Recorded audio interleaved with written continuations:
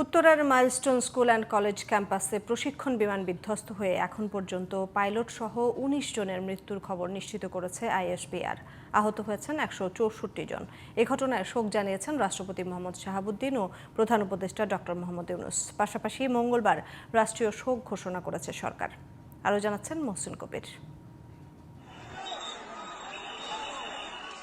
আন্তঃবাহিনী জনসংযোগ পরিদপ্তর আইএসপিআর জানায় দুপুর ১টা ৬ মিনিটে বিমানবাহিনীর F-7 BJI প্রশিক্ষণ বিমানটি উড্ডয়ন করে।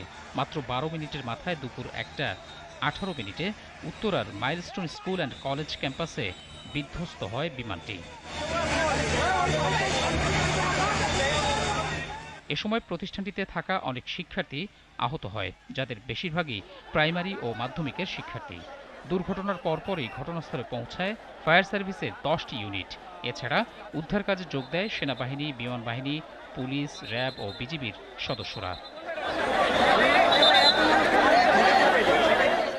খবর পেয়ে ঘটনাস্থলে ছুটে আসেন অভিভাবকরা। হন্যে হয়ে খুঁজতে থাকেন সন্তানদের। কান্নায় ভেঙে পড়েন অনেকে। এ সময় সেখানে এক হৃদয় বিদারক দৃশ্যের অবতারণা হয়। উদ্ধার কাজে যোগ দেন সাধারণ মানুষও। প্রাথমিকভাবে আহতদের উদ্ধার করে উত্তরার বিভিন্ন হাসপাতালে ভর্তি করা হয়।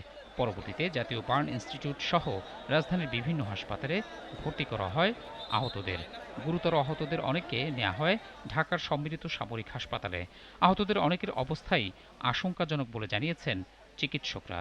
প্লেন ক্র্যাশ করে পুরো পড়ছে, বাট আমাদের বিল্ডিং এর দিকে আসে নাই। প্রাইমারি সেকশনের বিল্ডিং এর উপরে আর কি প্লেনটা পড়ছিল। ইভেন বিস্ফোরণ হওয়ার সাথে সাথে আশেপাশের সাইডগুলো চলে গেছে। অনেক গার্ডিয়ান তো হয়েছে প্রাইমারি স্টুডেন্টগুলো সবাই পুরো গেছে। ধাউ ধাউ করে আগুন জ্বলছে, তাও আমাদের প্রাইমারি স্কুল সেকশনটাতে 5 থেকে 7, 8 পর্যন্ত। তখন কি ঘটনা হয় সেটা জানার জন্য স্বাভাবিকভাবে আমি যাই। 2-3টা বাচ্চা আমাকে এসে জড়ায় ধরে বলতেছে যে আপু বাঁচাও। এখন আমি কিভাবে ওদেরকে ছেড়ে আসব? পরে আমি ওদেরকে নিয়ে ঢাকা বাংলাদেশ মেডিকেলে আসলাম। পরে ওখানে কোনো ভালো সিস্টেম ছিল না। মানে আমরা ওদেরকে বলছিলাম যে পোড়া যাচ্ছে, পেশেন্ট কিছু করেন, ওনারা তেমন কিছু করতে পারে নাই। পরে আমাদেরকে ঢাকা মেডিকেল এখানে পাঠিয়ে দিয়েছে। ঘটনাস্থল পরিদর্শনে যান স্বরাষ্ট্র উপদেষ্টা জাহাঙ্গীর আলম চৌধুরী, সেনাপ্রধান ওয়াকারুজ্জামান এবং র্যাব মহাপরিচালক সহ সরকারের ঊর্ধ্বতন কর্মকর্তারা। আহতদের বহনের জন্য মেট্রো রেলের নারী বগির পাশে একটি বগি রিজার্ভ ঘোষণা করে কর্তৃপক্ষ। বিকেলে ঢাকা মেডিকেল কলেজ হাসপাতালের বার্ন ইউনিট পরিদর্শনে যান আইন উপদেষ্টা আসিফ নজরুল সহ সরকারের কয়েকজন উপদেষ্টা। এই ঘটনায় শোক জানিয়েছেন প্রধান উপদেষ্টা ডক্টর মোহাম্মদ ইউনূস। এছাড়া মঙ্গলবার একদিনের রাষ্ট্রীয় শোক ঘোষণা করা হয়েছে।